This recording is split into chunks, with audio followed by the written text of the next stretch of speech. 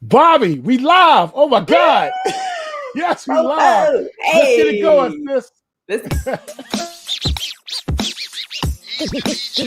Deejay John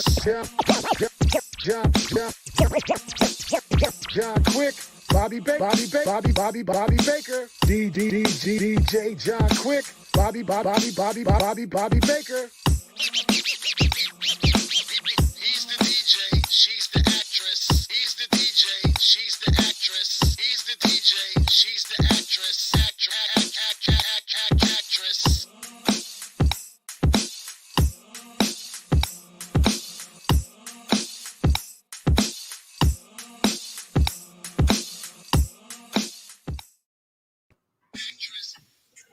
What up, y'all? It's another edition of He's the DJ, She's the Actress. I'm superhero DJ John Quick, and I don't know why this record is still playing, but it's gonna play out in a second. I'm Bobby Baker. What up, though? No doubt. Oh, that's my. You know what that was, Bobby? That was my phone. So we're like a little behind. So I'm trying to share this, with all the groups that we share with. Oh, okay. And, just to make sure the room is nice and lit. And so it's giving me a little feedback. So give me a second before we get this party started. But anyway, how are you? How was your week? Oh, my week was like everybody else's week. Yeah. I know what that means. I said my week was like everybody else's. Up and down and all around. Absolutely. Yeah. So listen, my week was, a roller coaster of emotions, some good, some bad, but that's how life is. But right. let's get right into our thing. We call this part of the program "File This Under." So let's start out with what's on everybody's mind this week. State of Minnesota, County of Hennepin, District Court, 4th Judicial District. State of Minnesota Plaintiff versus Derek Michael Chauvin, defendant. Verdict, count 1.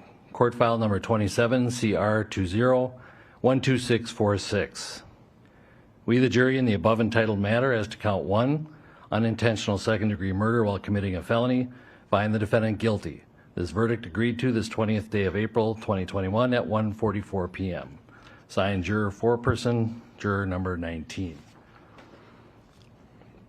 Same caption, verdict count 2. We, the jury, in the above entitled matter as to count 2, third-degree murder, perpetrating an eminently dangerous act, find the defendant guilty.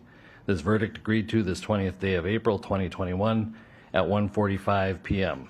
Signed by jury foreperson, juror number 19.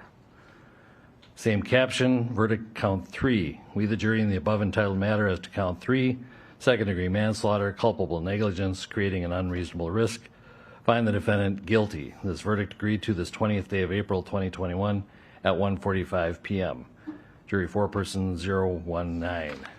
Members of the jury, I'm now going to ask you individually if these are your true and correct verdicts. Please respond yes or no. Juror number 2, are these your true and correct verdicts? Yes. Juror number 9, are these your true and correct verdicts? Yes. Juror number 19, are these your true and correct verdicts? Yes. Juror number 27, are these your true and correct verdicts? Yes. So, I have a lot of thoughts about this, but the one thing that struck me, and the reason I played the video, was just the look in his eyes. And for me, the look in his eyes was like, wait a minute, this wasn't the way this was supposed to go. I'm white. Right. I thought exactly. This must be some type of mistake. We'll right. get corrected once we get to the back. Well, you going to the back cuff, homie. Right. Thoughts, exactly. Don't they know I'm white? Am I in the Twilight Zone? Yeah, and his eyes kept going back and forth like, I'm like, what? First of all, what the hell are you looking at? There's one. What are you looking at? Oh, right. Who's over there? Yeah, exactly. Like, what are you looking at, bro? Like, nah. Right. The buck stops here. You did what you did on video. There's no escaping it. I don't care how many Looney Tune doctors they run in there trying to say that, he might have died of something else. Nah, bro, you had his knee on his neck for 9 minutes and 29 seconds, sis. Right. Like, come on. Right. Come on. I feel like somebody should do a split screen between the two faces, because that face there looked nothing like the face he was making when he had his knee on George Floyd's neck.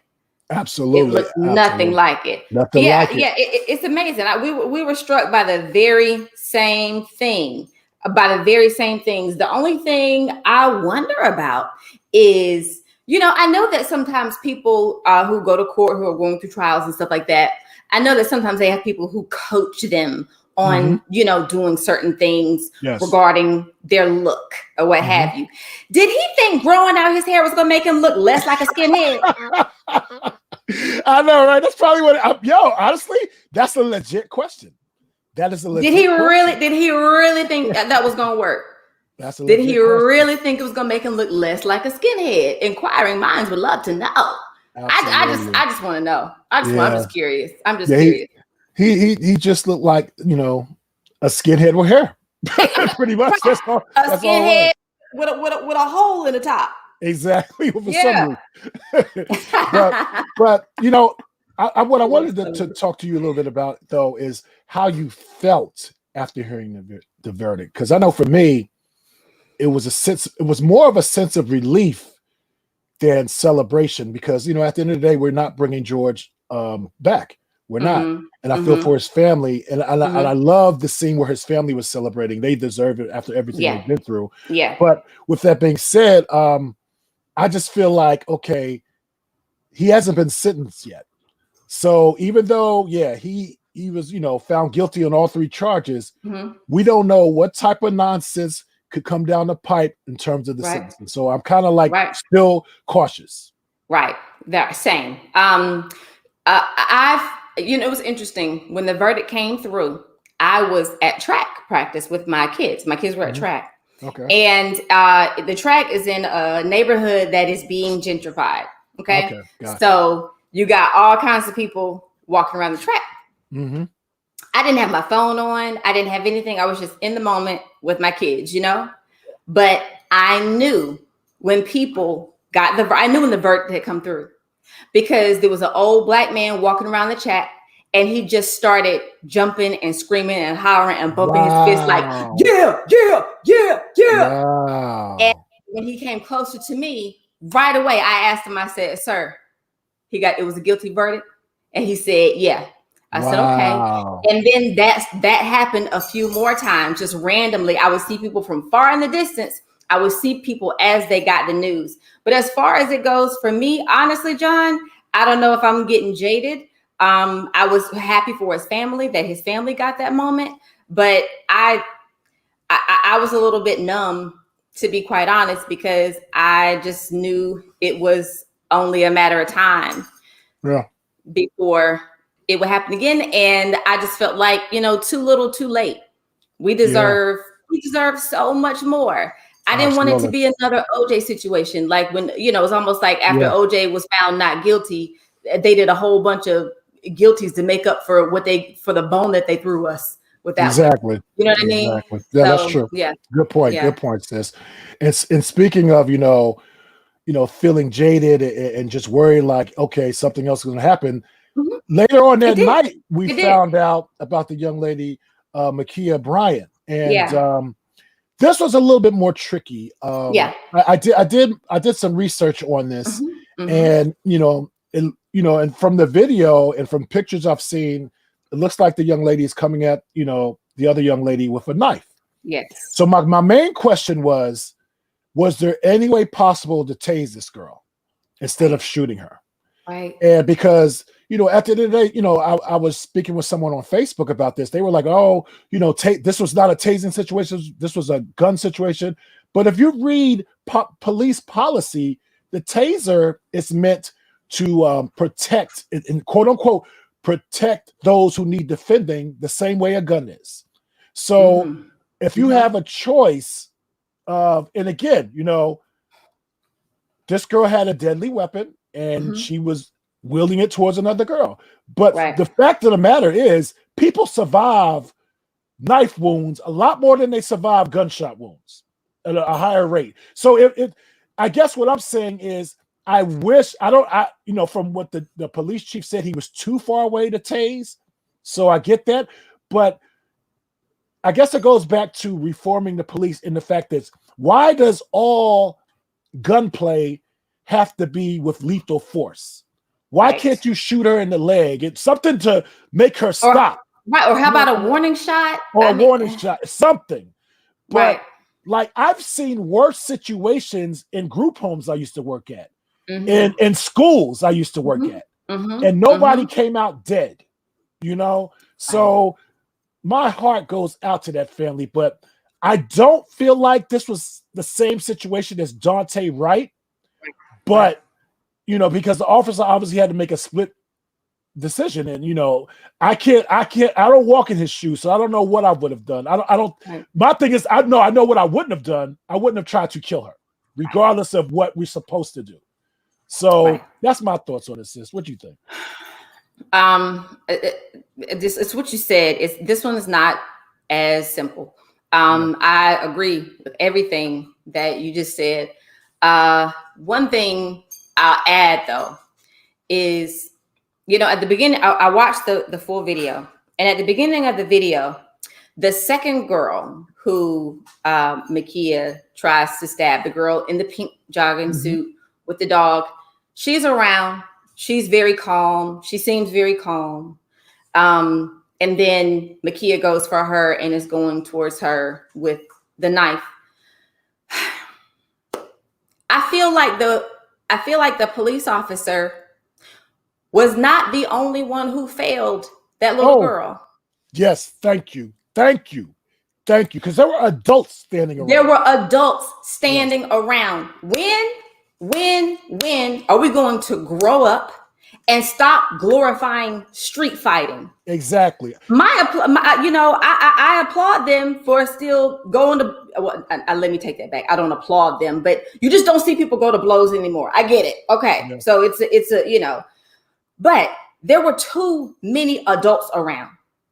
Where as soon as Popo rolled up on the scene, someone should have stepped in. Thank you, sis. And started to de-escalate the situation. Yo, y'all chill out. Y'all chill out. They hear. They kept going on like they had no idea Popo was there. Absolutely. So what happened? Because I know back in my day when stuff like that would go down, as soon as the police got there, chill. Exactly. No, we good, bro. We good. Exactly. Yep. They just nobody reacted until she was shot. Yeah. So when are we gonna grow up and stop glorifying and take care of it and stop glorifying this kind of stuff? Where was the elder of the community who could have stepped in and told them to chill out? So really, my opinion is the police officer was not the only one. Yes, I agree. Who failed her? The people of the community failed all of those girls, all of those women, because they should not have been standing around watching it like it was some sort of show. It is not a show to sit around and watch us go after each other. Yeah, that is what happened during slavery. That's over. Absolutely. You know, everybody wants to be on Baller Alert or World Star with their little videos, but this was disgusting, and you're right. The adults around her failed her way before the police got there. Yes. Way before the police got there. So that's what I would say on that. I mean, you know, at the end of the day, it's a tragedy, but no, there's room for fault to go around. Yes. To go around. You know, there's definitely that. So listen, we're gonna file this under you failed. You failed. You failed. And we're going to file. Let's file the previous one under skeptical. You know, just because we don't know what's going to happen. We don't know the sentencing yet. Right. Yeah. Right. We're saving our celebration. All right. So this next topic, my beautiful co-host brought this to my attention, and it's from her school. And Bobby, I'm going to let you set this one up. All right. So, as some of you know, I graduated from the Juilliard School of Drama. And what we have here is a young lady who is currently in the Juilliard Drama Division who is speaking out against something that occurred even before her school year began. You ready? Check it out. All right. Meaning, that on our Zoom screen, on my Zoom screen, were fellow students, but faculty, staff, and the director of my division acting out the journey and experience of slavery for almost 30 minutes. This is what we had to listen to. You have everything you need to go on this journey. In front of you, there is a long path. It is the road of captivity. Allow all of your senses to activate. Take a breath in, and on your exhale, start down the road of captivity.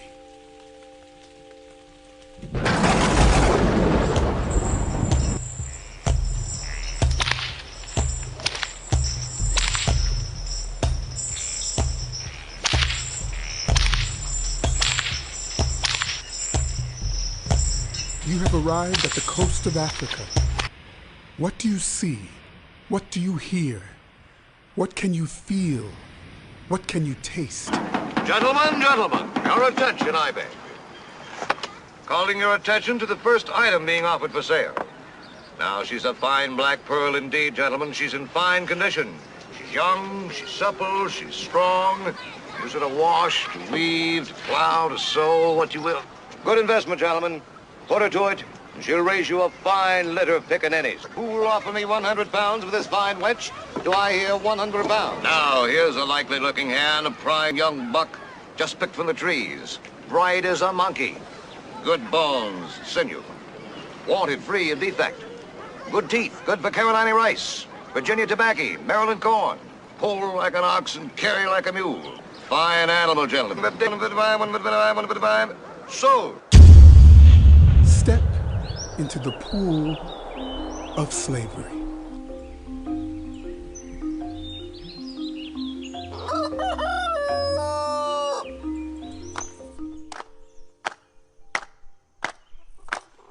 Nigga run, nigga flew, nigga tore his shirt in two. Run, run, the paddy roller get you. Run, nigga, run, well, you better get away. Nigga run, run so fast, over his head in a hornet's nest. Run, run, the paddy roller get you. Run, nigga, run, well, you better get away. Run, nigga, run, the paddy roller get you. Run, nigga, run, well, you better get away. Some folks say a nigga don't steal. I caught 3 in my cornfield. One has a bushel and one has a peck. One has a rope, it was hung around his neck. Run, nigga, run, the paddy roller get you. Run, nigga, run, well, you better get away. Run, nigga, run, the paddy roller get you. Run, nigga, run, well, you better get away.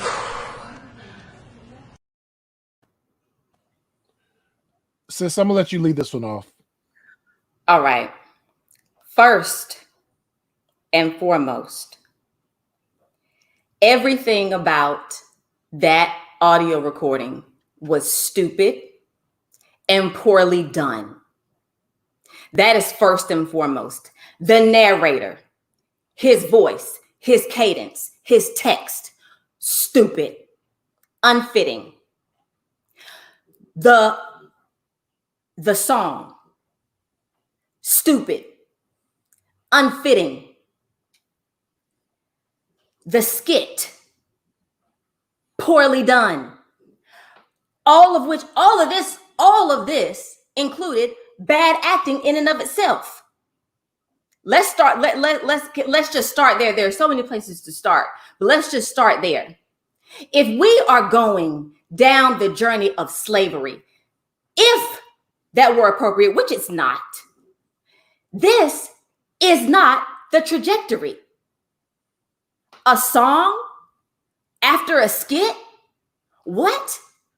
Crazy. Secondly, if you are at the Juilliard School of Drama and you need such a tool to connect, empathize, or have compassion for the slavery experience, how did you get in?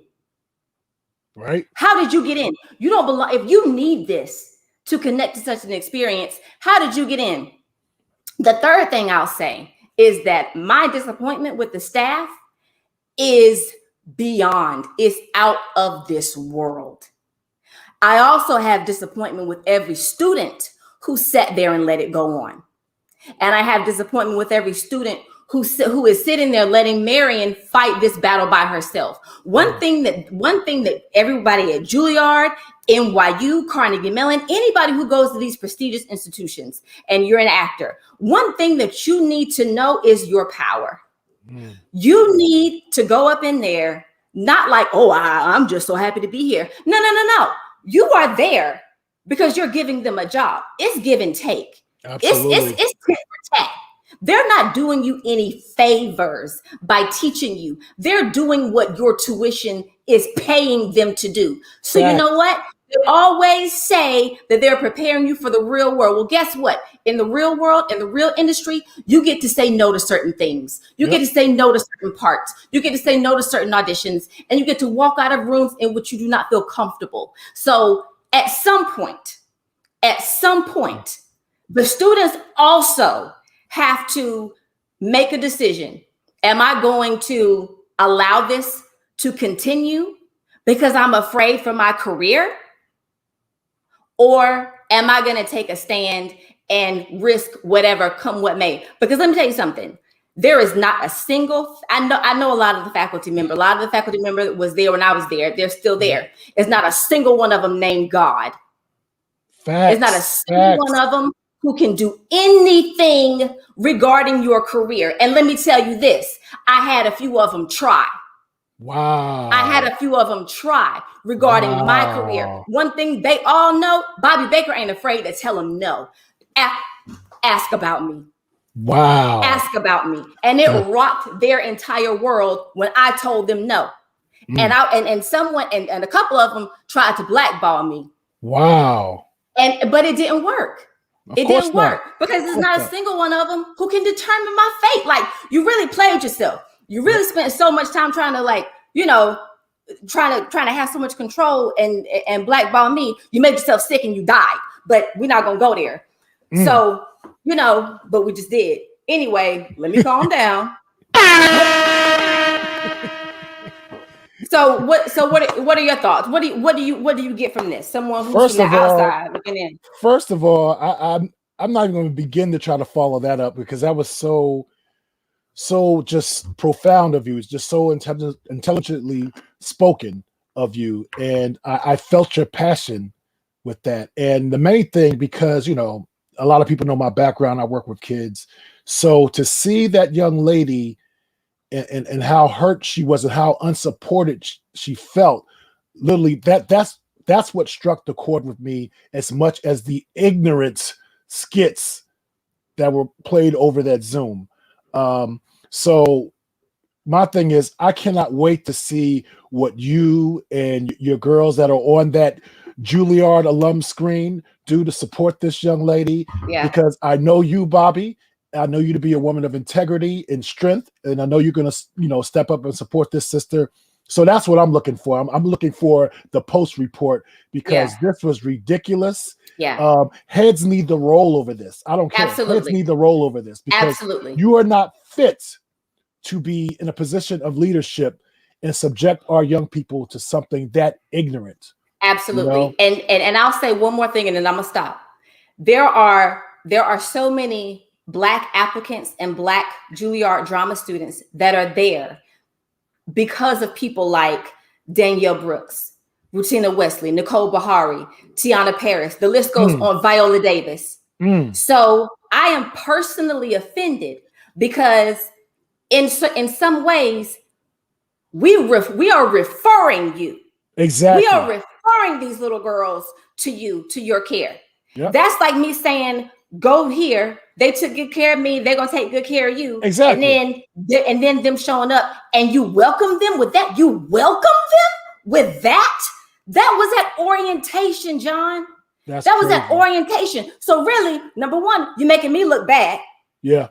Because I indirectly am referring these people to you.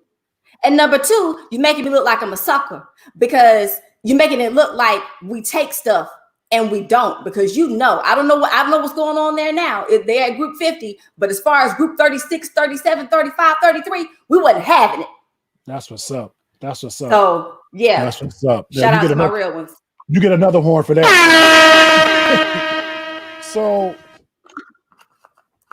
That was profound, sis. Again, but I want to bring on another profound sister. She happens to be your sorority sister. Hey, her name is Delece James, and I love this woman. She's so dope in everything that she does, and she's definitely someone I call a great friend. She's one of those people, like, she's out in LA. When I go to LA, there's like 5 people that if I don't see all 5, I feel like the trip wasn't really a trip. And she's one of those people. Like, she's good people. So we're gonna bring her to the screen because she's the executive producer of the really brilliant show that comes on BET. It's called American Gangster, Trap Queens. And when I first heard the title, I was like, I don't know if I want. I'm gonna watch it just because it's the Lisa show, but I don't know if I want to watch a show about female drug dealers, because that's what I thought. And then I started watching it, and it's not about female drug dealers. It's literally about systemic racism in the court system and how a lot of people who look like us get screwed. So, Delece, number one, welcome. How are you? Welcome. Good. Can you hear me? Yeah, we can hear you. Yep. Oh, great. How's it going? Hi, Soror. Hey, Soror. Good. So, Delece, first of all, for the people who don't know, and I have a strong feeling you're going to have a whole lot more fans after this. Tell the people, who is Delece James?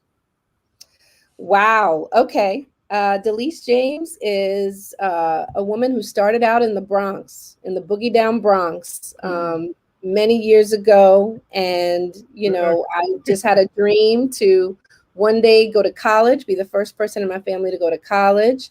I went to Hofstra University. That's where I pledged Delta.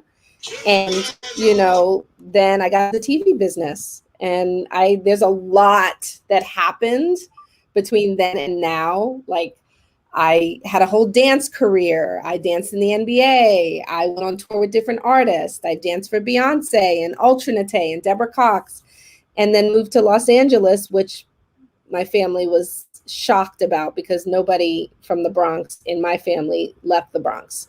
So, but I moved to LA because I wanted a different life and I wanted to change a pace. And that's where my whole TV career took off. Awesome. Go ahead, sis. I know you want to jump in here and talk to your soror.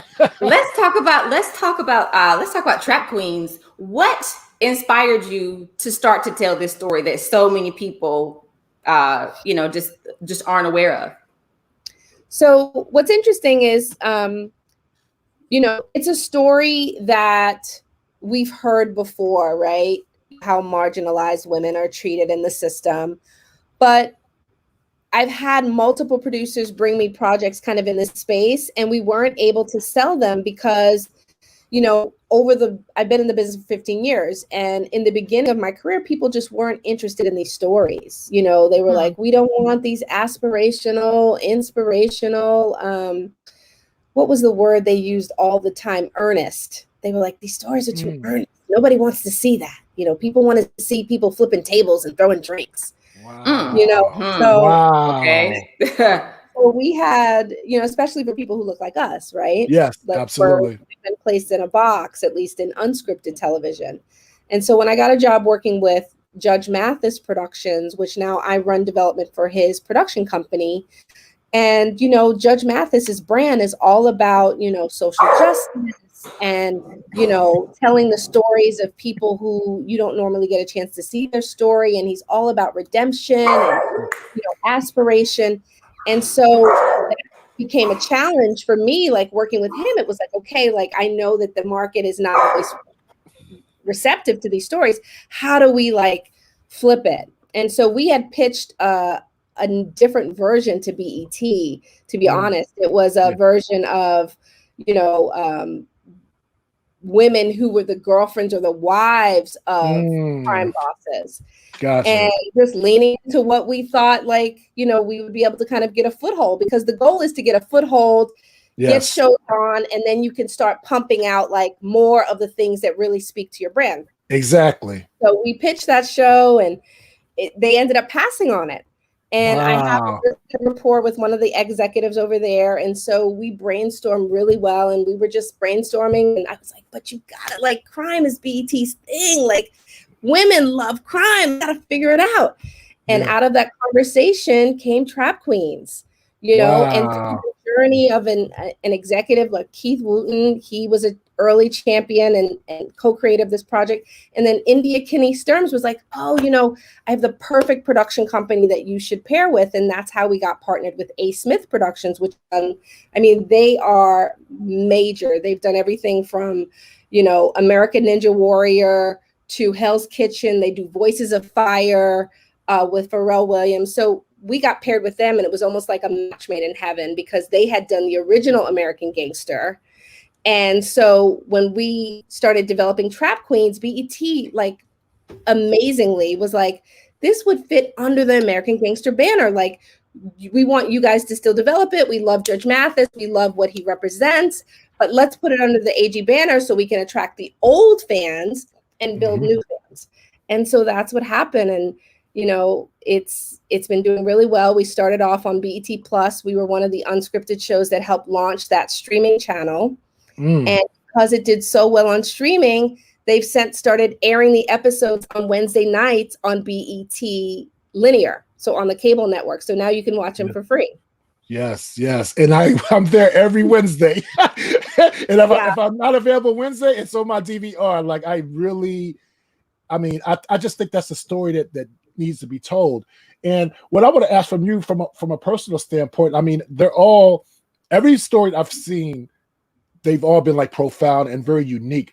But what's the one story out of all the stories? What's the one or two stories that you think like that just struck you more so than the others that kind of stick out to you?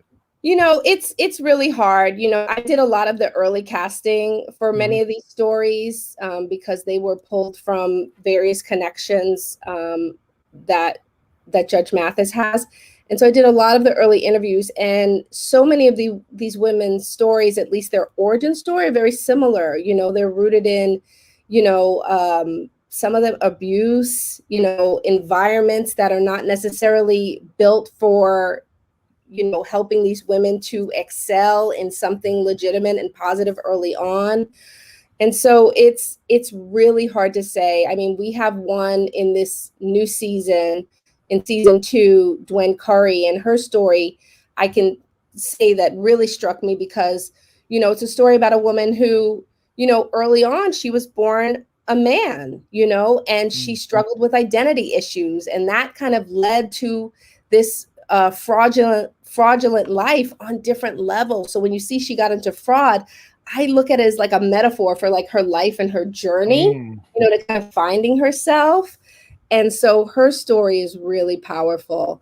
But all of the queens, you know, they really each have like a really unique, I don't want to say angle, but they have a unique heart to their story that you got to watch them all because each one of them is different. I agree. Yeah, I remember in my 3rd or 4th year of school, I went to school in New York. I also lived in the Bronx. I lived on 166 in Jerome Avenue. And 166 in Ogden. What?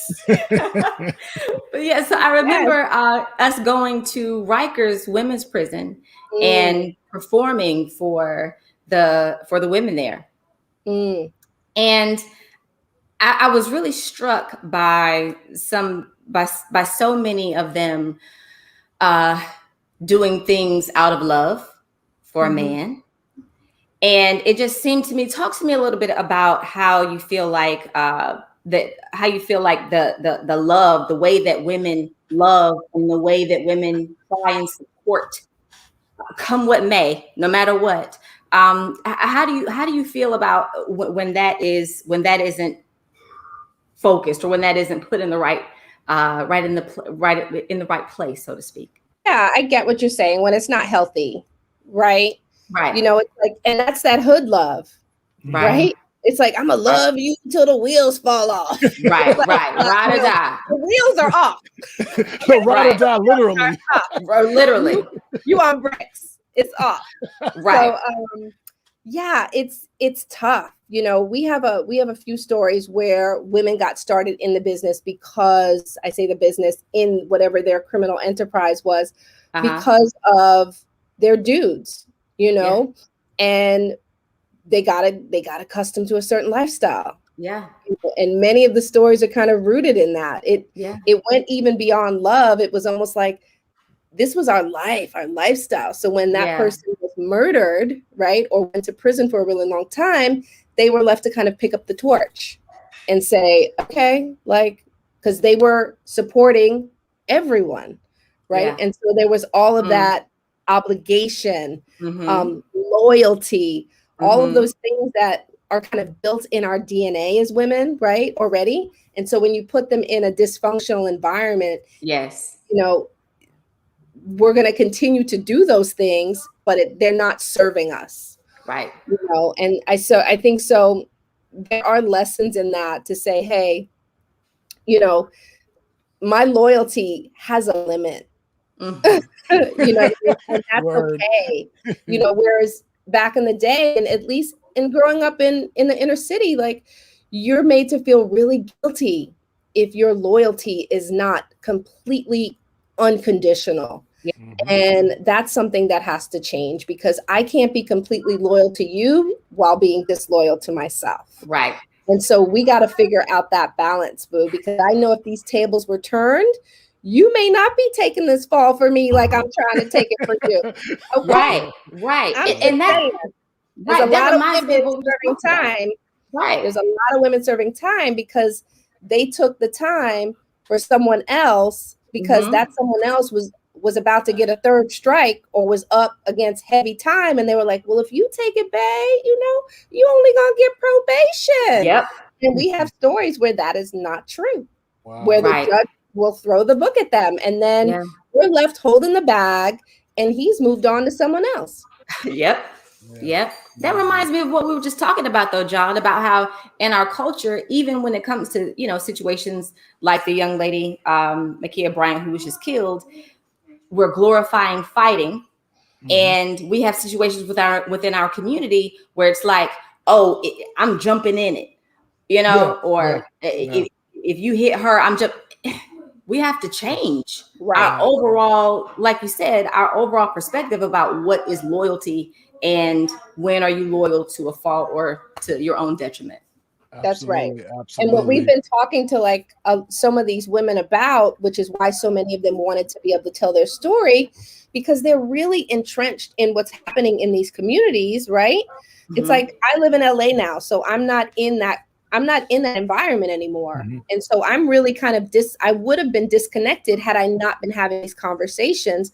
And so what disturbs me a great deal is that a lot of these young women are out here trying to hustle, right, for bags and for shoes, and they don't realize the consequences of getting into the game now, because the loyalty, you know, all of these things that they have, those things are not going to save them. So they're jumping into a game. They don't understand how dangerous it is. So I've been hearing from many of these women, so many of these young women are losing their lives for these things because they don't realize what they've really gotten themselves into. So Delece, I just feel like this show is just so important, especially to young Black women and women of color, just to see, you know, and learn from the mistakes of some of the queens that you featured on the show. And I love the fact that you do show the redemption.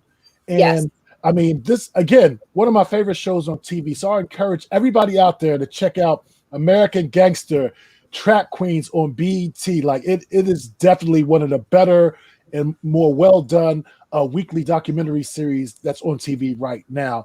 And Delece, I just want to thank you, sis, for coming on. You know, I love you to death.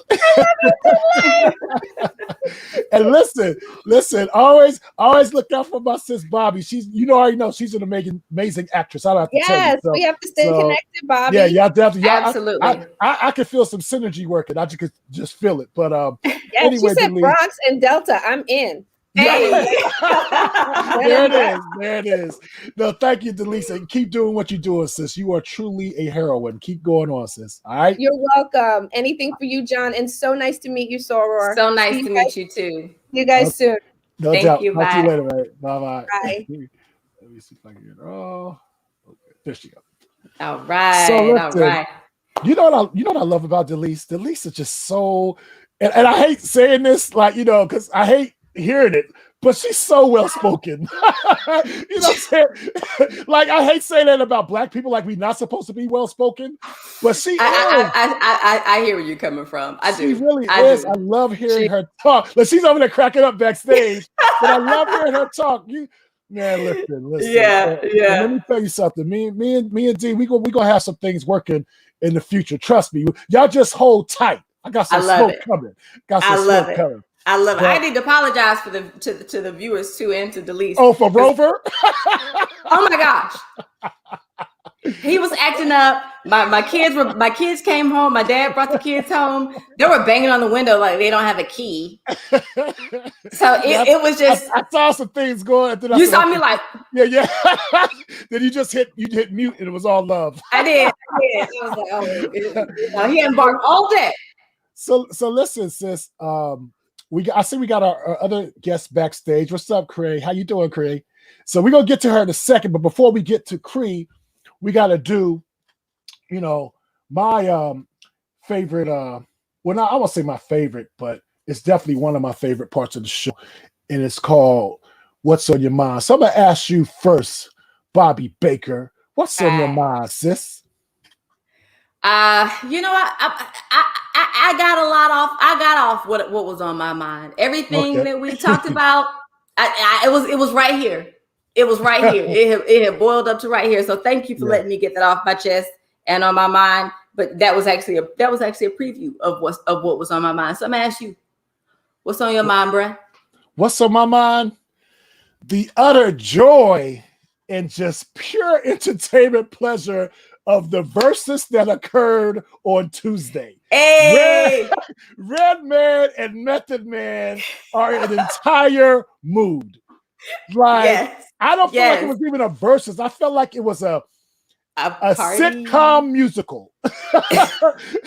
Because there were so many funny parts, but then there were times where you were like, yo, that's my joint right there. Like, it was just perfect. And then my brother, my boss at Scratch Vision, and one of my best friends, Deejay Scratch, did his thing as usual. You know what I'm saying? Because he's an icon in himself. Then they had EPMD come out. You know what I'm saying? K Solo, like DJ Cool from DC. Yeah. Who said he was 63. I was like, what? Listen. Like, so that was what since that versus brought me so much joy. Like, it just reminded me of how good hip hop used to be. Right. That's what I was saying. Right. That's the great thing about verses. You forget about these songs, about these moments. Absolutely. And golly, the power of music. Musicians, especially musicians like that, they don't get enough credit until it's like too late. Yeah. For all the joy that they bring. But my gosh, wait, the magic of music and the magic to just change a whole mood. Yes, to bring us up out of the rut. Powerful. So powerful. So powerful. And not just music, just art in general. Just good, especially Black art. Amen. It's just something so spiritual about it. But it is. Anyway, so that was on my mind, sis. But right now I want to bring on, we've had authors on the show, we've had actors, we've had DJs, we've had executive producers, we've had, directors on the show. Mm-hmm. But right now, we're going to bring something unique to the show. Yeah. Now, this sister is a cosplay actress, and she's a reporter for one of my favorite websites, Comic Book Resources. And she is so brilliant. Like, this sister, like, she's on another level brilliant when it comes to breaking down things of the comic and blurred nature. So, I'm hyped. You see, I got my Monica Rambeau t-shirt on. I wore this in her honor. We're going to bring to the stage the lovely and talented Cree Michelle Rogers in the building, better known as Brown Suga Outlaw. I love it. Oh my gosh. Hey, beauty. That intro was totally unfair. Okay, I have makeup on. You can't be having me cry Before people in the face, like what am I listen, supposed to do? Like, how am I supposed to handle this? Listen. You know, like on ESPN, you know, when Stephen A. Smith talks about Aaron Rodgers, he goes, "He's a bad man." Nah, you's a bad sister. I ain't gonna front. I'm a fan. Like I said, I wore this Monica Rambeau shirt just for you, sis. You know, that's so crazy because if it wasn't so hot in my house, I was gonna wear my sword sweatshirt, like the sweatshirt she has. I have it, so I was about to be like, "You should wear that." Oh, that would have been dope. Hold on. And fun fact, sis, just in case you didn't know, we were talking about Juilliard earlier. Bobby's she actually went to school with Teyonah Paris. Hey, hold on, but it gets worse. Been dope. But it gets worse. So, you know, I've attended some major moments in Bobby's life, like her baby shower, you know, and she told me, she goes, well, you know, Teyonah was at the baby shower. I was like, what? So listen, exactly. So Cree, my story is I gave her my number. She just didn't call me back. That's my story, and I'm sticking to it. Dog. So listen, before we get into this, as I had our previous guest, Delece James, thank you so much, Delece, for coming on. I had her, just explain to the people who she was. So I want to ask you the same question. Who is Brown Suga Outlaw? Ooh, that's a loaded question. How much time I got? Okay. Brown Suga Outlaw is me, Cree Michelle. I grew up a nerd. I've always been a little kooky. And growing up, of course, in the 90s and early 2000s, when it was like, hip hop and the cool things to be crunk and you do all this stuff, I was weird. So I never really fit in with the majority of Black people. And it was always this thing where I didn't know if I was allowed to be Black or if I was Black enough, because I already spoke differently than most people in Atlanta because that's where I grew up. And I always felt just like separated, It wasn't until I got older, of course, when I finally got into high school, that I finally started meeting like a plethora of other Black nerds. And we started expressing our interests and the things we had in common. And we all realized, oh my gosh, we're just Black as anybody else. There's no separation, there's no difference. Your tastes don't change your skin color or your life experience, because I've had the same problems that most Black people have to deal with just by walking in the door and having brown skin. Yeah. So I started a team in college with some of my best friends called the Usual Rangers 5. They are near and dear to my heart. They are all Black nerds. We all went to an HBCU and we just kind of clicked and decided. Wait. Shout out your HBCU. Shout it out. Savannah State University. That's what's up. Okay, continue. So we all kind of got together and we all like the Power Rangers. So we were like, hey, there's enough of us. Let's do Power Rangers. I love it. And since then, we've kind of developed into this group that cosplays predominantly Black characters. If you go into my Instagram page, you will see nothing but characters who have naturally brown skin, because as a kid, I would have loved to know about all of these characters. I learned about them as I got older. And I was like, no, I need to cosplay these characters to bring them some awareness into the mainstream media. I mean, yes, nowadays, it's great. It's awesome. There's a Black woman in almost every TV show. There's a Black man in almost every TV show. But it's still not quite there. So I do my part as a cosplayer by bringing these characters to life. Every February, I make sure I have a list of characters to cosplay that people know and don't know. And I'm like, hey, guys, did you know about this one? Did you know about this one? And I'm slowly working to make that a thing for Latinos, for Asians, for Middle Easterners. I want to spread the love, because we can be nerds and we don't have to sacrifice our culture to do that. Dope. Sis, you want to jump in here? I do. What do you think is the importance of Black children knowing the backstories of these Black superhero characters? Do you find that a lot of times their backstories speak directly to the Black experience, particularly for children? Oh my gosh, yes. The reason why I started doing the 28 Days of Black Cosplay Challenge is what it's called. It's a long name. I'm going to abbreviate it someday. Acronyms. I started doing it because I realized that there's no reason why celebrating Black superheroes shouldn't be a part of Black History Month, because we didn't get Black Panther until the 60s, and we didn't get Storm and a whole bunch of other people until the 70s. And it when you see how long it took for us to get our first Black anything, you realize that white people have been having their characters since the 40s, the 30s, and they've had all this time to build these stories and create these characters and give them all these experiences. And we had to wait until, okay, yeah, we're dealing with civil rights right now. We kind of can't enjoy the Black Panther comic. We have bigger fish to fry, unfortunately. And that's kind of one of the reasons why Black people aren't that big into nerd culture, because we got it so late. We were involved in it so late. Yes. And when you think about that, it's like, hey, little Black boy, little Black girl, you can do this. And it's associated with African-American history. And once you are able to tie that in, they can enjoy being nerdy, but also find their place in it as Black children.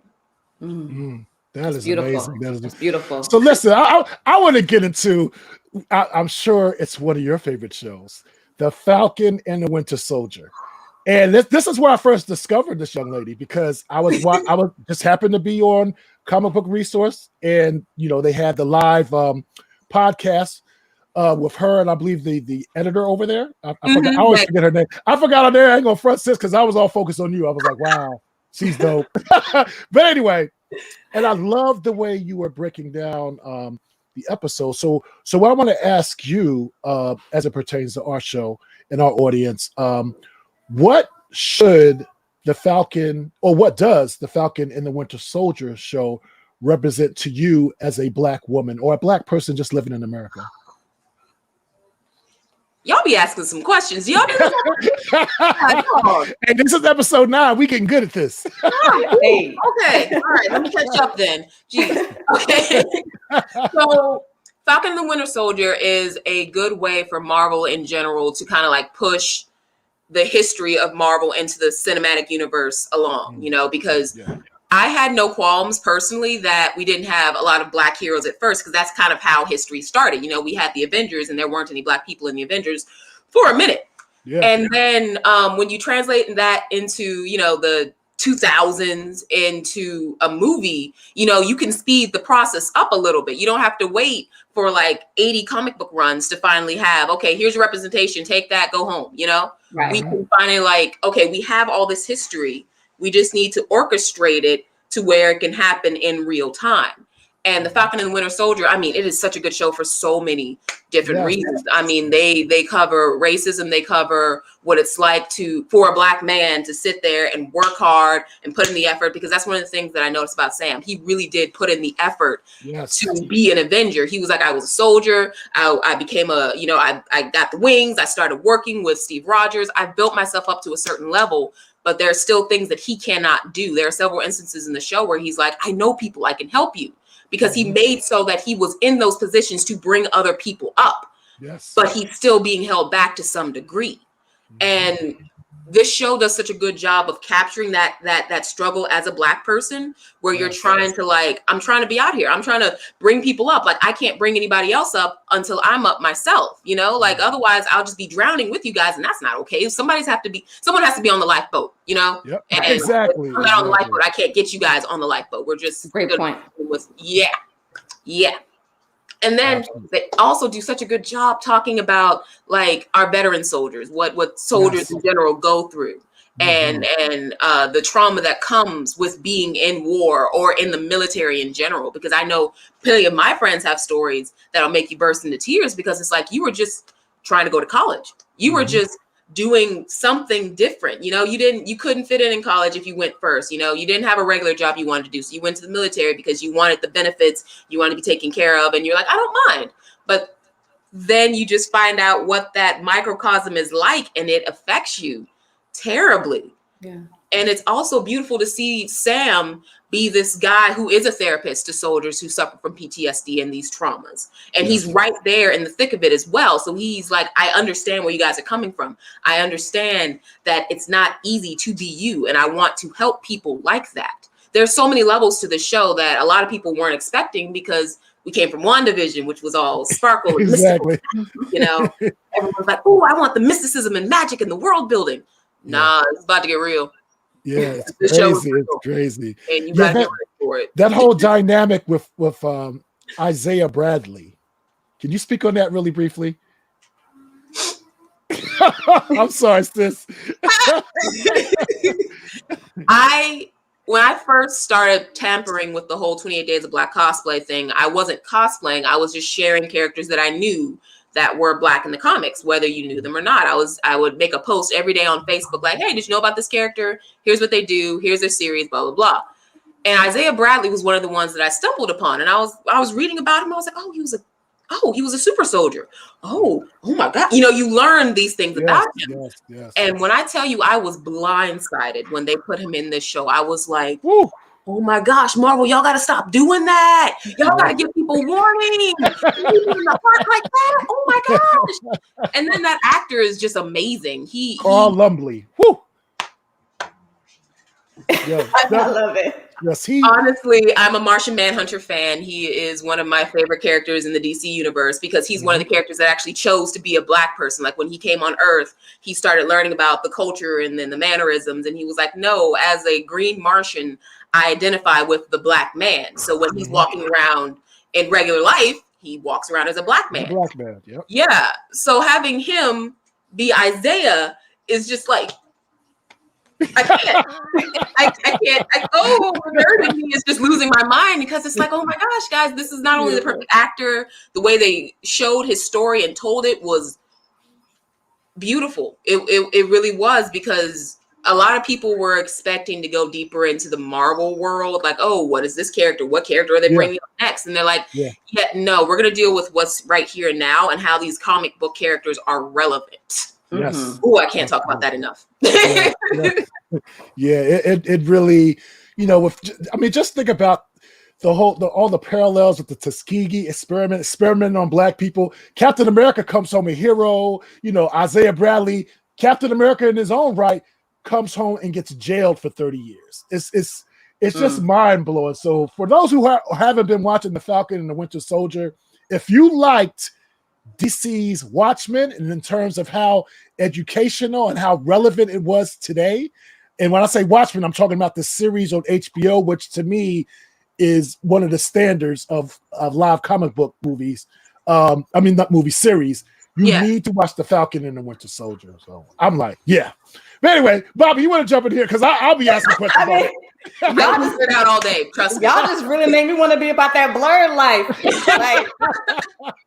Like, can I join your group? Absolutely. That's the thing. When you start learning that you have a place in here in this universe, when you start learning that, oh, that character kind of looks like me. Oh, I'm interested in that superpower because if I had that power, I mean, the things I would do. You know, when you find yourself in these characters, it's a lot easier to become a blurred. And there's a wall there. Let me ask you this, Cree. What's up?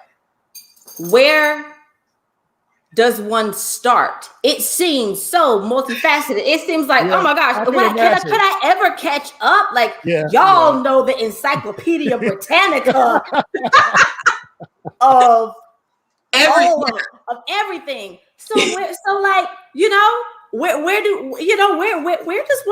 does one begin? This is actually the perfect time to start.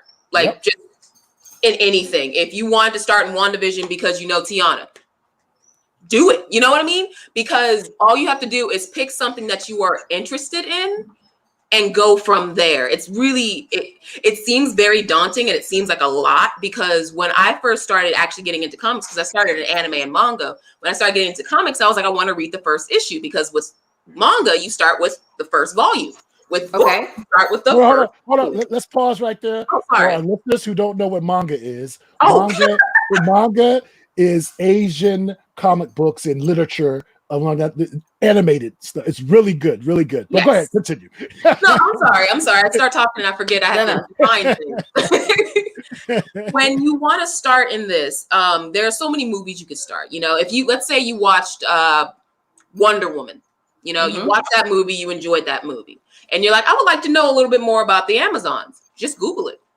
I mean, that's where I got a lot of my information, because like I was stating before, it's really hard to start from comic book issue number 1, because when you get into it, there are a million number 1 issues.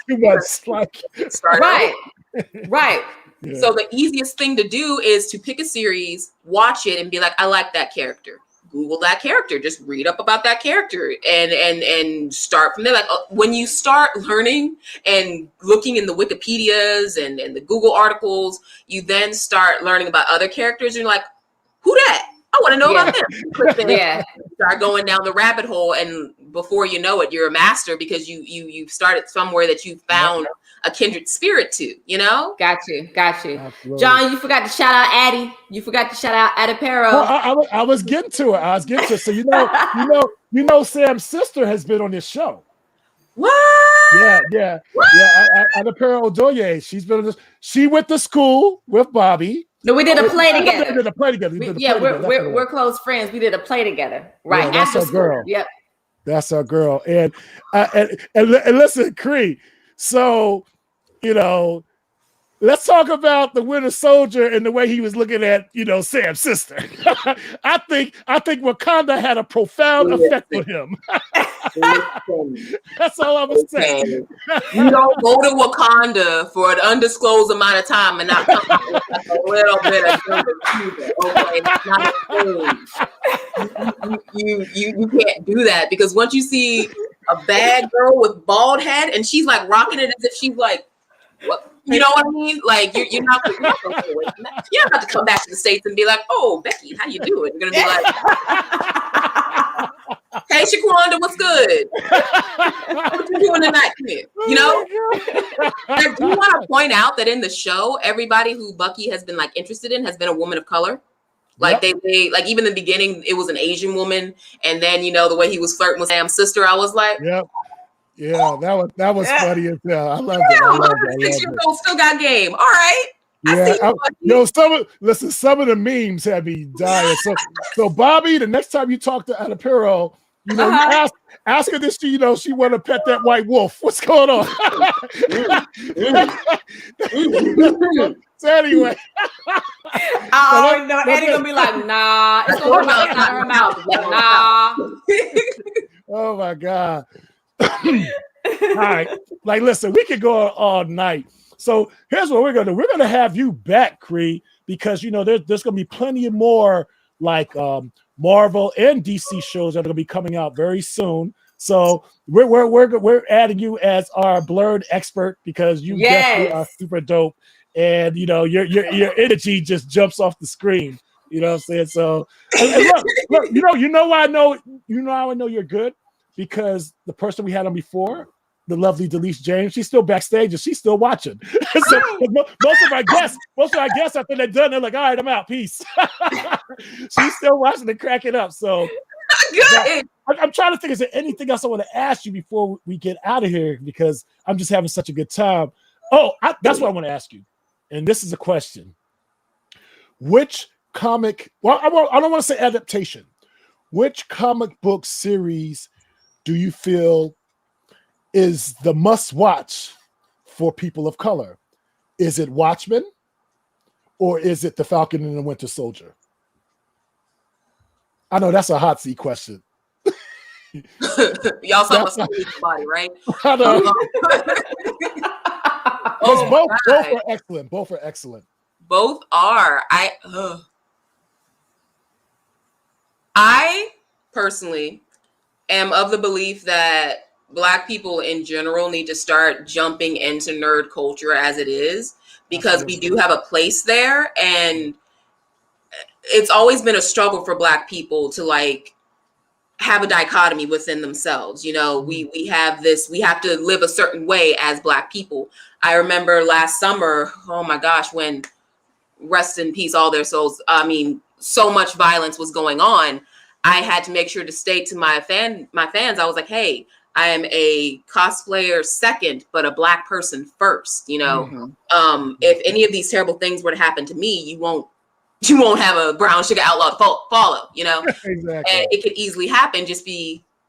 Yeah. And any show that is bold enough to be like, hey, there's the comics mirror our everyday life. Any show that does that needs to be watched by Black people, because on one hand, we are kind of tired of the torture aspect that films have been going in. You know, the show Them tackles some very deep things, but it's hard for Black people to watch because we have to live this. And it's really hard to like lose yourself and enjoy it when it's so personal. Yeah. You know? We had a whole conversation about that last week. Yeah. So when you have shows like Watchmen and Falcon and the Winter Soldier that mix it up with, you know, some action and some phantasmagorical aspects, and when you can enjoy the ride as well as relate to it, that's what you need. That's what Black people need. You know, that's why I can't wait for X-Men to start back up again, because the X-Men parallels exactly to the Black struggle. It was literally based off of the Black struggle. The civil rights movement. Yep. Exactly. So it'd be nice for us to be able to enjoy a show that also talks about our struggles without having to turn off the show and cry for 3 weeks, because it's like, okay, now I got to go out and do retail to, hi, Becky. How are you? Yes. Oh my God, Trump is terrible. I'd like to not talk about that if you don't mind, because I have to exist. No, we have to go ahead, Becky. It's fine. You know, like you have to turn it on and turn it off. And when you have shows like Watchmen and Falcon and the Winter Soldier that tackle them, but don't like weigh you down with them. You need that. It's cathartic to a sense, you know? Yeah. I can't pick to save my life. So. No, I was just saying, I said, I knew you were the cosplayer, and I knew you were a reporter. I didn't know you was a dancer, because you danced the hell out around that question. She did not answer it, and that's okay, because I understand. She was dancing, girl. That girl was like Beyonce out there. Nah, on the real. No, trust. Initially, I was like, oh, that's Watchmen all the way. But as I've gotten deeper into this Falcon and the Winter Soldier thing, I'm not so sure. So I ain't gonna front. As the blur that I am, at 3:01 a.m. tonight, I will be watching the Falcon and the Winter Soldier on Disney, because that's when it drops on the East Coast, and I will be right there. All right. So I will answer the question next week, Bobby. I promise. I will. All right. After that.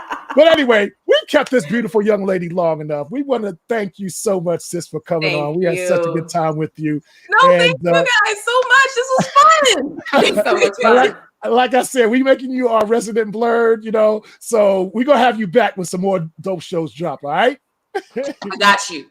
All right, and don't forget, y'all, follow her on social media. Trust me, it's worth your while. Black.sugar.outlaw, or is it Brown.sugar. Brown. Yeah, got you. So you heard it. Follow her, and we will see you next time, sis. We talk to you later. All right. Bye. Thank you. Bye. Oh my God. Oh, so dope. She is so fun, man. Oh my God. So fun. Yeah, definitely. Now, Bobby, so you know Big Bro gonna help you out. What's because that? Because you have two beautiful brown boys. Yes, and let me tell you what, one of the best ways to in terms of them reading and getting them interested in reading is comic books.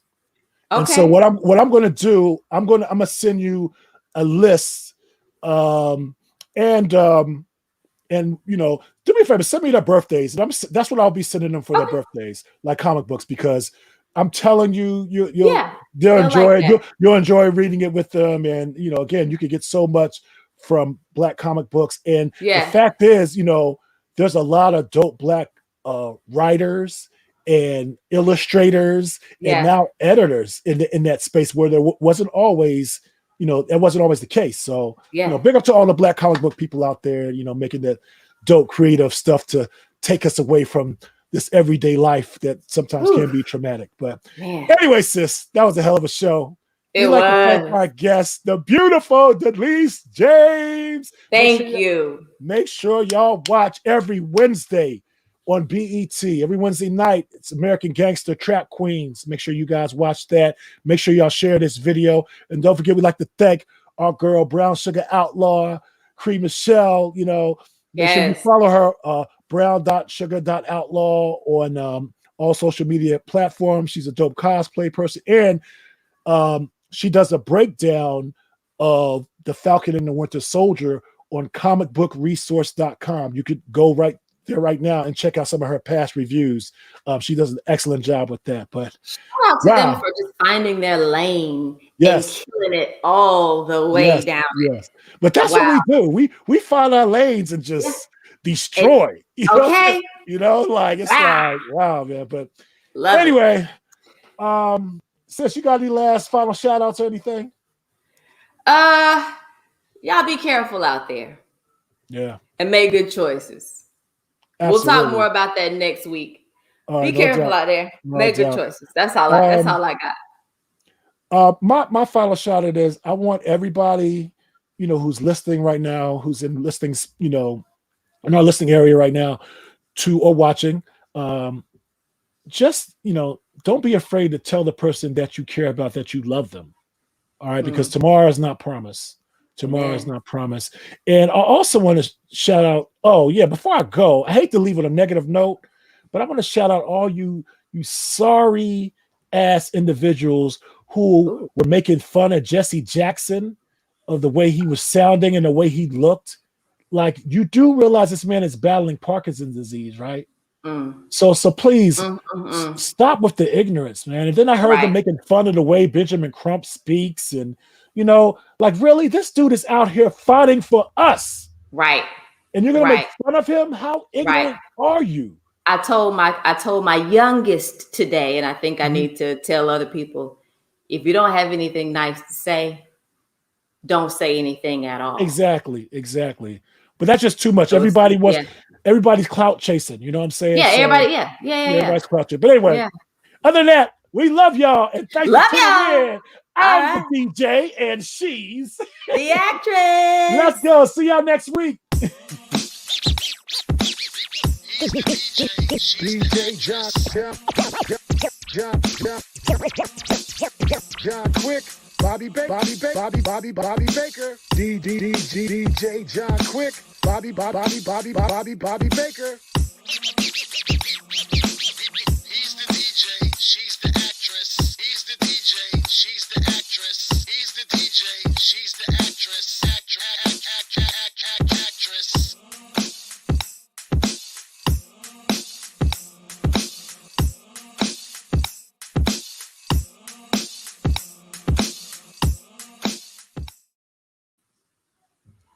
Yo, that was so much fun. It was fun.